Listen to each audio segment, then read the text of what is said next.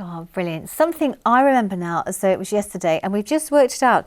It was like 7 or 8 years ago now, and that is the discovery of King Richard III.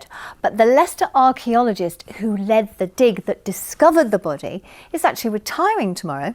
The story of the so-called king in the car park was the most exciting discovery of Richard Buckley's long association with the University of Leicester. But it was by no means his only achievement, and he's been speaking to Dominic. This was the moment the world learnt of an extraordinary archaeological discovery.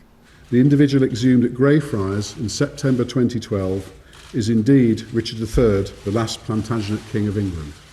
The final thing on site was when we were having a site meeting with a visiting specialist to talk about which part of the church we thought we had, because by then we'd uncovered quite a bit more of it in another trench.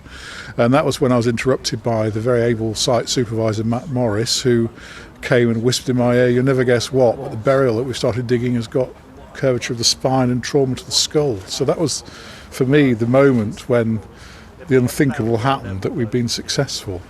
But there was a lot of luck in it as well, and yes, it was in the first 6 hours of the project that we found the burial. Richard Buckley OBE founded the University of Leicester Archaeological Services in 1995 after 11 years working for the City Council. And his team's been behind over 3,000 digs that have revealed much of the Roman and medieval history of his home city. He's really part of the fabric of the university, and he's a fantastic colleague to work with. It's wonderful to work with the University of Leicester Archaeological Services in terms of sort of the work that they do within the city. We just love him. So you're retiring tomorrow. What plans do you have for retirement?